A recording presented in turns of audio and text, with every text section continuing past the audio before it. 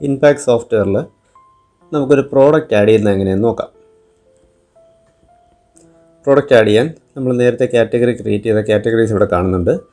ഇതിൽ നമുക്ക് smart phone എന്ന് പറയുന്ന കാറ്റഗറിയിലേക്ക് ഞാനൊരു പ്രോഡക്റ്റ് ആഡ് ചെയ്യുന്നത് എങ്ങനെയാണെന്ന് ഇപ്പോൾ കാണിക്കുന്നത്. സ്മാർട്ട് ഫോണിൽ ക്ലിക്ക് ചെയ്യുക, ന്യൂ ബട്ടൺ പ്രസ് ചെയ്യുക. അപ്പോൾ പ്രോഡക്റ്റ് നെയിമിൻ്റെ അവിടെ നമ്മൾ കൊടുത്ത കാറ്റഗറി ഓട്ടോമാറ്റിക്കായിട്ട് അവിടെ ഡിസ്പ്ലേ ചെയ്യുന്നുണ്ടാവും. നിങ്ങൾക്ക് അതിൻ്റെ കൂടെ വേണമെങ്കിൽ ആഡ് ചെയ്ത് പോവാം, ഇല്ലെങ്കിൽ അത് റീപ്ലേസ് ചെയ്ത് വേണമെങ്കിലും പോകാം. ഞാനിപ്പോൾ അതിൻ്റെ കൂടെ ആഡ് ചെയ്ത് പോവാണ്. Smart phone Samsung S24 ultra grey. ഞാൻ അത്രയും ഡിസ്ക്രിപ്റ്റീവായിട്ട് കൊടുത്തു. ഈ ഡിസ്ക്രിപ്റ്റീവായിട്ട് കൊടുക്കുന്നതുകൊണ്ടുള്ള ഗുണം, നമുക്കിത് സോഫ്റ്റ്വെയറിൽ പല സ്ഥലത്തും സെർച്ച് ചെയ്യുന്ന സമയത്ത് S24 എന്ന് സെർച്ച് ചെയ്യാം, ഗ്രേ എന്ന് സെർച്ച് ചെയ്യാം, സാംസങ് എന്ന് സെർച്ച് ചെയ്യാം. സെർച്ച് ചെയ്യാനുള്ള വേർഡ്സ് എല്ലാം നമുക്ക് പ്രോഡക്റ്റ് നെയിമിനകത്ത് ഡിസ്ക്രിപ്റ്റീവായിട്ട് തന്നെ കൊടുക്കാം. എന്നാൽ ഇൻവോയ്സ് പ്രിൻറ്റ് ചെയ്യുന്ന സമയത്ത് ചിലപ്പോൾ നമുക്ക് സ്ഥലപരിമിതി ഉണ്ടാവും. ഇത്ര ക്യാരക്ടേഴ്സ് അവിടെ പ്രിൻറ്റ് ചെയ്യാനുള്ള വിഡ്ത്ത് ഉണ്ടാവണമെന്നില്ല, അല്ലെങ്കിൽ നമുക്ക് ഇത്രയും ചെയ്യേണ്ട ആവശ്യം വരുന്നില്ല.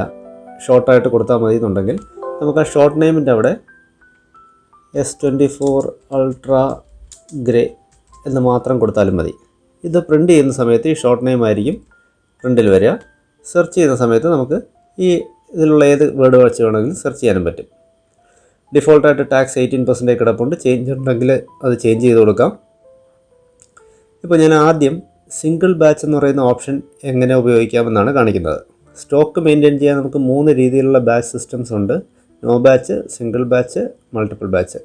അപ്പോൾ ഇതിൽ ഓരോന്നും ഡീറ്റെയിൽ ആയിട്ട് എക്സ്പ്ലെയിൻ ചെയ്ത് തരാം. സിംഗിൾ ബാച്ച് ചൂസ് ചെയ്യുന്നത് എന്തിനാണെന്ന് വെച്ചാൽ, ഒരു പർട്ടിക്കുലർ പ്രോഡക്റ്റിൻ്റെ ഒരു യൂണിറ്റിന്, ഓരോ പീസിനും ഡിഫറൻ്റായിട്ട് യുണീക്കായിട്ട് സീരിയൽ നമ്പേഴ്സ് ഉള്ള പ്രോഡക്റ്റ്സാണ് നമ്മൾ സിംഗിൾ ബാച്ച് ഉപയോഗിച്ച് മെയിൻറ്റെയിൻ ചെയ്യുന്നത്. സിംഗിൾ ബാച്ച് കൊടുക്കുമ്പോൾ ഒരു 10 യൂണിറ്റ്, ഒരു സെയിം പ്രോഡക്റ്റ് 10 യൂണിറ്റ് ഉണ്ടെങ്കിൽ പോലും 10നും ഡിഫറെൻറ്റ് സീരിയൽ നമ്പേഴ്സ് സിസ്റ്റത്തിൽ ഇൻപുട്ട് ചെയ്യാനും അതിനെ ബേസ് ചെയ്തിട്ട് നമുക്ക് സെയിൽ ചെയ്യുമ്പോഴും സെയിൽസ് റിട്ടേണും എല്ലാ ട്രാൻസാക്ഷൻസും ആ സീരിയൽ നമ്പറിനെ ബേസ് ചെയ്തിട്ട് നമുക്ക് ചെയ്യാൻ പറ്റും. അതിന് വേണ്ടിയിട്ടാണ് ഇത് യൂസ് ചെയ്യുന്നത്. എങ്ങനെ നോക്കാം. സിംഗിൾ ബാച്ച് പെർ യൂണിറ്റ് ഞാൻ സെലക്ട് ചെയ്തു.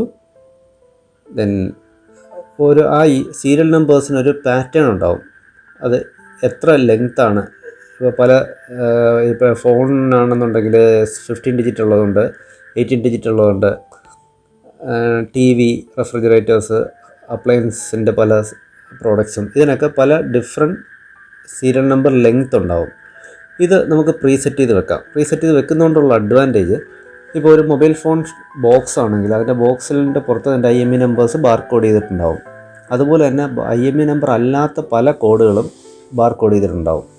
അപ്പോൾ നമുക്ക് അറ്റ്ലീസ്റ്റ് 15 ഡിജിറ്റ് ആണ് അതിൻ്റെ IMEI നമ്പറിൻ്റെ ലെങ്ത്, അല്ലെങ്കിൽ സീരിയൽ നമ്പറിൻ്റെ ലെങ്ത് നമുക്ക് പ്രീസെറ്റ് ചെയ്ത് വെച്ചാൽ ഇത് മാത്രം സ്കാൻ ചെയ്ത് സിസ്റ്റത്തിലേക്ക് കയറും. 15 ഡിജിറ്റ് മിനിമം ലെങ്ത് ഇല്ലാത്ത ഒരു ബാർകോഡും സിസ്റ്റം അക്സെപ്റ്റ് ചെയ്യാതിരിക്കും. അപ്പോൾ ഒരു പരിധി വരെ നമുക്ക് ഡേറ്റ എൻട്രി മിസ്റ്റേക്സ് അവോയ്ഡ് ചെയ്യാൻ പറ്റും. അത് സെറ്റ് ചെയ്തു. ദെൻ സേവ് ചെയ്യുക. റെക്കോർഡ് അപ്ഡേറ്റഡ് സക്സസ്ഫുള്ളി എന്ന് പറഞ്ഞൊരു മെസ്സേജ് വരും. ഈ മെസ്സേജ് വന്നാൽ മാത്രമേ സേവ് ആയി എന്ന് കൺഫേം ചെയ്യാവൂ. ഓക്കെ കൊടുക്കുന്നു.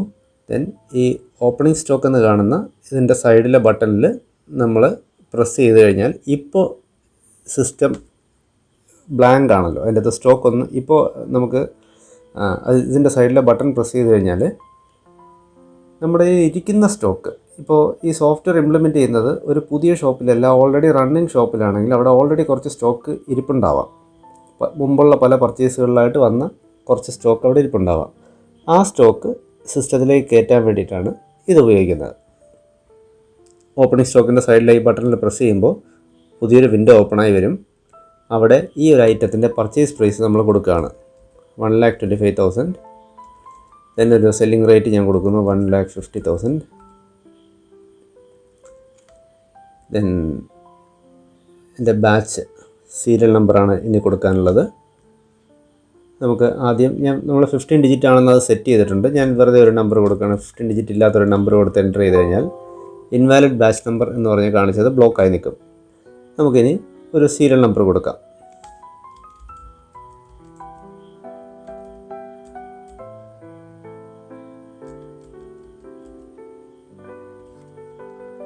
ഞാൻ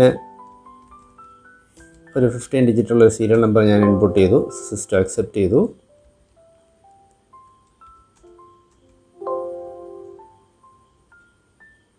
ഞാൻ സെയിം സീരിയൽ നമ്പർ ഇൻപുട്ട് ചെയ്ത സമയത്ത് സിസ്റ്റം ഡ്യൂപ്ലിക്കേഷൻ കാണിച്ചു. ഒരു സീരിയൽ നമ്പർ, ഒരേ പാറ്റേണിലുള്ള ഒരു സീരിയൽ നമ്പർ യുണീക്കായിട്ട് മാത്രമേ സിസ്റ്റത്തിലേക്ക് അക്സെപ്റ്റ് ആവുകയുള്ളൂ. ഞാനിപ്പോൾ ഇതിൽ 3 ഐറ്റം ആഡ് ചെയ്തു, 3 സിംഗിൾ പീസ് ആഡ് ചെയ്തു, സേവ് ചെയ്തു. ഇപ്പോൾ 3 ക്വാണ്ടിറ്റി ഈ പർട്ടിക്കുലർ മോഡൽ നമ്മുടെ സിസ്റ്റത്തിലേക്ക് സ്റ്റോക്കിലേക്ക് വന്നിട്ടുണ്ട്. മനസ്സിലായി കാണുമെന്ന് വിചാരിക്കുന്നു. ഇല്ലെങ്കിൽ നിങ്ങൾ ആ വീഡിയോ ഒന്നുകൂടെ റിപ്പീറ്റ് ചെയ്ത് കണ്ടാൽ ഒരു ക്ലാരിറ്റി കിട്ടും. ഇല്ലെങ്കിൽ ഇൻഫോലാബിൻ്റെ കസ്റ്റമർ കെയർ നമ്പറിലേക്ക്, മുകളിൽ കാണുന്ന കസ്റ്റമർ കെയർ നമ്പറിലേക്ക് വന്നാൽ അവർ ഡീറ്റെയിൽ ആയിട്ട് എക്സ്പ്ലെയിൻ ചെയ്തും കൂടെ തരും.